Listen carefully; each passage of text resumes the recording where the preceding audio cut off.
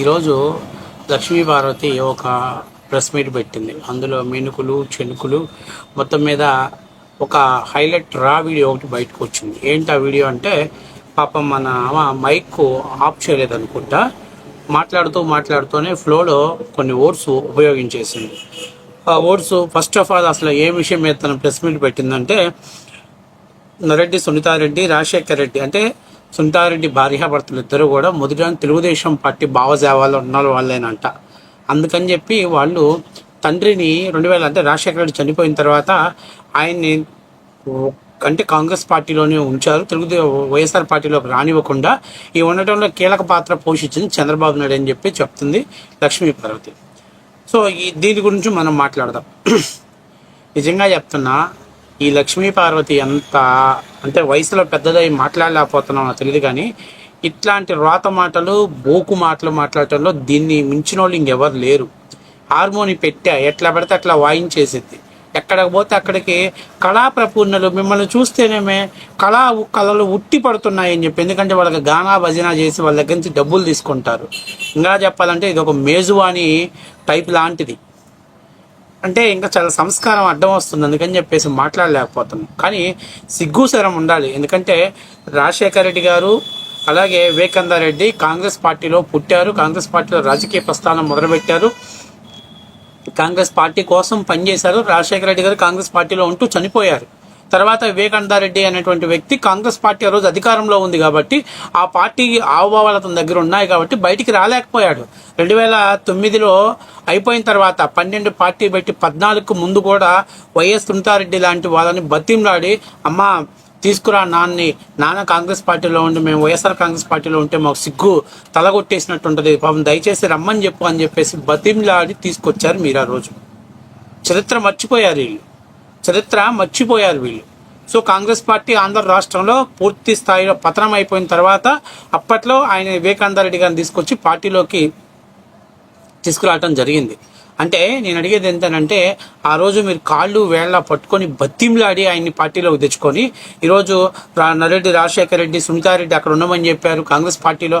ఆయన రాజకీయాలలో ఆయన అన్న గెలుపు కోసం ఎన్ని వ్యూహాలు వేశాడో, ఆయన రాజకీయాల్లో దిట్ట, ఆయనకు తెలియదు ఏం లేదు.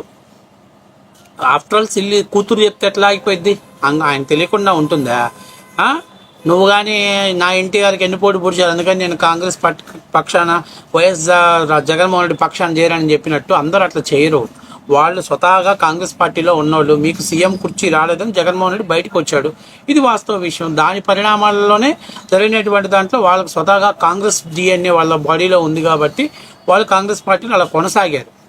మరి నువ్వు వచ్చేసి ఈ వీరగంధం సుబ్బారావు హార్మోని పెట్టే కథలన్నీ ఎవరికి వినిపిస్తావు? నువ్వు పెట్టే కథలన్నీ ఎవరికి వినిపిస్తావు? కనీసం బుద్ధి ఉండాలి. మీడియా ముందుకు వచ్చి మనం మాట్లాడుతున్నామే, దాని ఎఫెక్ట్ ఎలా ఉంటుందని చెప్పేసి ఎవరికి తెలియని వాళ్ళు. రాజశేఖర రెడ్డి గారు, వివేకానంద రెడ్డి గారు కాంగ్రెస్ పార్టీ కోసం పనిచేశారు. రాజశేఖర రెడ్డి గారు హైకమాండ్ అంటే సెంట్రల్ అదైతే ఆంధ్రప్రదేశ్లో రాజకీయాలు చూసుకుంటుంటే, వివేకానంద రెడ్డి గారు కడప జిల్లా రాజకీయాలకు మాత్రమే పరిమితమయ్యారు. ఆ జిల్లా రాజకీయాలలో ఆయనదే పూర్తి అధికారాలు వాళ్ళ తమ్ముడికి కట్టబెట్టిన మాట వాస్తవ విషయం. వైఎస్ జగన్మోహన్ రెడ్డి గారు లేకపోతే వైఎస్ రాజశేఖర రెడ్డి గారు పోటీ చేసిన కంటే కూడా వైఎస్ వివేకానంద రెడ్డి గారికి పోటీ చేసినప్పుడు భారీ మెజార్టీ రావడం జరిగింది. అంటే చరిత్ర తెలుసుకొని మాట్లాడాలి. అక్కడ కాంగ్రెస్ అనేది నిన్న కూడా కాంగ్రెస్ వైసీపీ కొన్ని సీట్లకి పరిమితం అవడానికి కారణం ఏంటంటే, అక్కడ ప్రజలు 2019లో రాజశేఖర రెడ్డి గారి తమ్ముడు చనిపోయినప్పుడు జగన్మోహన్ రెడ్డి మాట్లాడినటువంటి మాటలు వాళ్ళకి, అదే ఇంత దారుణం చేశారా, వైఎస్ కుటుంబాన్ని ఇంత అన్యాయం చేశారా, ఆ పిల్ల ఏడుస్తుందిరా నరెడ్డి సునీతారెడ్డి ఆ రోజు కూడా వైఎస్ సునీతారెడ్డి అన్నారు, ఇప్పుడు వీళ్ళు నర్రెడ్డి యాడ్ చేశారు, ఏడుస్తుందిరా పాపం వాళ్ళ అన్న చూడు ఎలా ఓదార్స్తున్నాడు అనేటువంటి కసి కోపంతో ఆ రోజు కడప జిల్లాలో 10కి వైఎస్ఆర్ కాంగ్రెస్ పార్టీ వచ్చింది. ఇవాళ బొక్క బోర్ల పడింది. కారణం ఏంటంటే ప్రజలు చీకొట్టారు. సొంత చెల్లెలు పెన్నమ్మ పసుపు కుంకాలు దుడిపేసినటువంటి వ్యక్తికి మనం ఓట్లేసి పంపించాలని చెప్పి ప్రజలు చీకొట్టారు. ఆ చీకొట్టడం అనేది పక్క నియోజకవర్గాల్లో కూడా జరిగింది కాబట్టి జగన్మోహన్ రెడ్డికి మొన్న ఎలక్షన్స్ 2024లో బాబాయ్ గొడ్డలి వేటు అనేది సొంత కొడుకులే చేశారు అనేది ప్రజలు నమ్మి వాళ్ళు తమ ఓటు ద్వారా జగన్మోహన్ రెడ్డికి బుద్ధి చెప్పారు.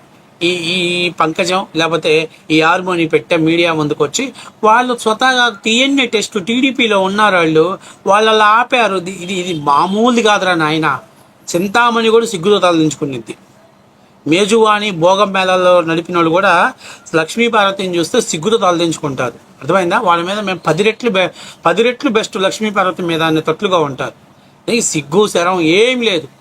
ఏమన్నా మాట్లాడితే నేను నందమూరి తారక రామారావు గారి భార్యని 30 ఏళ్లుగా చంద్రబాబు నాయుడు మీద పోరాటం చేస్తున్నా, నా పోరాటం కోసం ఎన్టీఆర్ గారు కళ్ళలో కనపడతారు, కనపడినప్పుడు అడగలేదా రావే లక్ష్మి పైకి, ఇంకెంతసేపు అక్కడ ఉంటావు, పైకి వెళ్ళి నాకు కూడా బోరు కొడుతుంది, ఇద్దరం ఆడు కూర్చొని కథా కాలక్షేపాలు చెప్పుకుందాం అని చెప్పి ఎప్పుడు పిలవలేదా? పిలిస్తే తొందరగా పేడ వదిలిపోయిద్ది, రాష్ట్రాన్ని బయట దరిద్రం పోయిద్ది. అంటే ఇట్లాంటి మాటలు, ఇలాంటి లపాకీ మాటలన్నీ మాట్లాడుతూ ఉంటుంది. ఇంకో మాట మాట్లాడింది అక్కడే, మైకు ఆఫ్లో ఉందనుకున్నట్టుకుంది, ఫ్యాన్ పీకేశారా, ఆంధ్ర రాష్ట్రంలో పీకేశారా అంటే అది జగన్మోహన్ రెడ్డికి చెప్పు. ఈసారి తాడేపల్లి ప్యాలెస్ని కూడా రాకుండా మెట్టి ఇరిగేటట్టు కొడతాడు జగన్మోహన్ రెడ్డి. ఫ్యాన్ పీకేశారా? అసలు ఏం అడిగిద్దే, నా వయసు ఎంత, నా గాత్రం వయసు ఎంత? వయసు ఏమో 70 చిల్లర ఉంది, గాత్రం ఏమో 16-18 ఏళ్ళ పడుచు పిల్లలా మాట్లాడాలని ప్రయత్నం చేస్తుంది. మరి ఈ వయసులో ఆ వీణలో ఎవడు మోగించాలనో హార్మోని పెట్టంతే అప్పుడేదో వాయిచ్చాది, ఇప్పుడు ఆ వీణలో ఎవరు మోగించాలనో, ఆ కోటిగాడి మోగించాలని మరి ఆ వాయిస్తో మాట్లాడుతున్న పరిస్థితి ఏర్పడింది. కాబట్టి ఇలాంటివన్నీ నేను చెప్పాను కదా, ఇవన్నీ ఏందనంటే కళాకారులుగా పనిచేసి వచ్చింది కదా, ఆ కళాకాండ అద్భుతాలన్నీ ప్రజల ముందు చూపిస్తుంటుంది. కాబట్టి ఇదే కాకుండా ఇంకో మాట మాట్లాడుతుంది ఆమె. ఏంటంటే నేను అడుగుతున్నా, నేను జగన్మోహన్ రెడ్డి గారి మీద వ్యతిరేకంగా చంద్రబాబు నాయుడు ఆడమంటే ఆడింది సునీతారెడ్డి అంటున్నాం. నిన్నెవడు ఆడమంటే ఇన్ని రోజులు ఆడేవు? ఇన్ని రోజులు ఆ కాంగ్రెస్ పక్కన జగన్మోహన్ రెడ్డి పక్కన చేరి నువ్వు శకుని పాత్ర ఎవడు పోషించమన్నాను నిన్ను? ఎవడి కోసం పోషించావు నువ్వు ఇన్నాళ్ళు? ఈ సెకండ్ పాత్ర ఎవరి కోసం పోషించావు నువ్వు? నీకు సిగ్గనిపించలేదా? నువ్వు నందమూరి తారక రామారావు జీవితంలో ప్రవేశించి ఆ కుటుంబాన్ని చిన్నాభిన్నం చేసి నిన్న ఆయన భార్యని అని చెప్పేసి ఇలా కాంగ్రెస్ పంచన, వైఎస్ఆర్ కాంగ్రెస్ పార్టీ పంచన చేయడానికి సిగ్గనిపించలా? ఎన్టీఆర్ గారి ఆత్మ క్షోభించదా?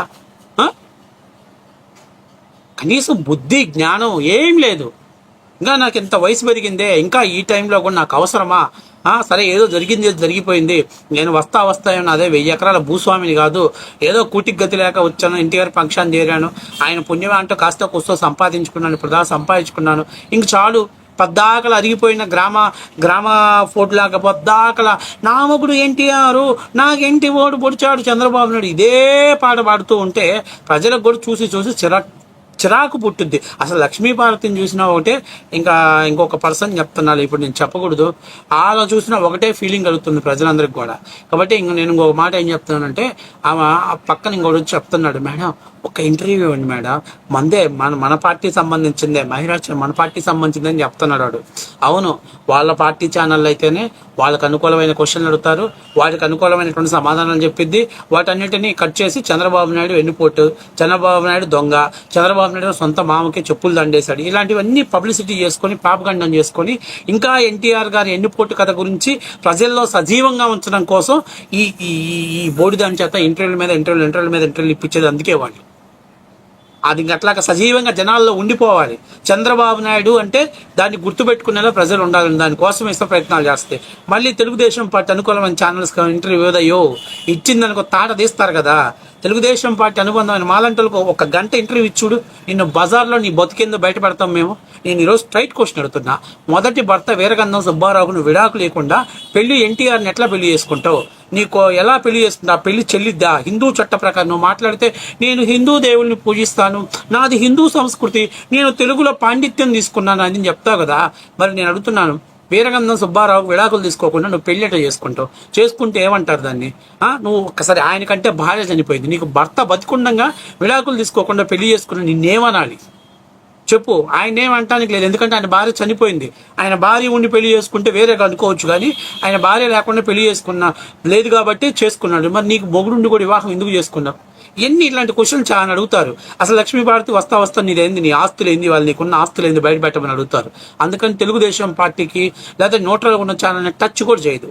ఎంతసేపు ఉన్నా ఆ గానా భజన, ఆ ఎన్టీఆర్ది నా దేవుడో దీని దేశపోయి బొంద వెట్ట, ఎన్ని రోజులు టాంచి అరిగిపోయినటువంటి గ్రామ రికార్డు ఫోన్ లాగా నాయన చిన్నప్పుడు టాంచి నేను లాగులు వేసుకున్న దగ్గర నుంచి దీని వాయిస్ అదే మాట హార్మోని తబలా వాయించినట్టు హార్మోని వాయిస్తా ఉంటది, తబలా కొట్టినట్టు కొడతా ఉంటది. ఆ కోటిగాడితో ఎన్ని వీణలు ఎన్ని తాళ్ళు దిగినాయి అర్థం కాదు, కానీ మొత్తం మీద సిగ్గుసరం ఉంటే ఈరోజు మేము అడుగుతున్నాం, ఒక్కసారి స్ట్రైట్గా నువ్వు మేము అడుగుతున్నాం, ఎవరైనా తెలుగుదేశం పార్టీ కానీ జనసేన కానీ బీజేపీ ఫేవర్గా ఉన్నటువంటి ఒక్క ఛానల్ నువ్వు ఇంటర్వ్యూ ఇవ్వే, నీ బతికేందో వాళ్ళు బయట పెడతారు. ఇచ్చే దమ్ముందని చెప్పు నీకు. ఓరిక మాట్లాడటం కదా వైసీపీ ఛానల్ డబ్బా ఛానల్కి పోయి భజన చేసి వాళ్ళ దగ్గర డబ్బా కూతలు కూసి అవి వాళ్ళు వైరల్ చేసుకొని ఎన్టీఆర్ గారు ఎన్నిపోటు గురించి సజీవంగా అట్లా ఉంచాలి ప్రజల్లో అని చెప్పే ప్రయత్నం. చచ్చిపోయిన తర్వాత కూడా దీని ఆత్మలాగా దాన్ని మాట్లాడిన వీడియోలు అన్నీ సర్క్యులేట్ అవుతూ ఉంటాయి.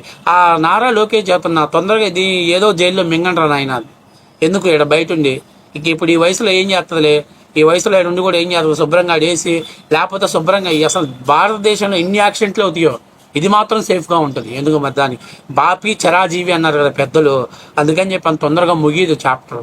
సిగ్గుండదు లక్ష్మీ పార్వతికి. నరెడ్డి సునీతారెడ్డి గురించి మాట్లాడే బొత్తుగా నీది. ఆస్తి కోసం ఎన్టీఆర్ పంచం చేరిన నువ్వు తండ్రి ఆశయం కోసం ఈరోజు తన తండ్రిని ఎవరు చంపారో తెలుసుకోవాలని సిబిఐకి ఎన్ని నిందలు పైన పడుతున్నా కూడా చిక్కు చెదరని చిరునవ్వుతోటి ఆత్మవిశ్వాసంతో ఆ అమ్మాయి ఫైట్ చేస్తున్న ఆ అమ్మాయికి నీకు అసలు ఏమన్నా పోలికుందా? నక్కకి నాగలో కనుకున్నంత తేడా ఉంది.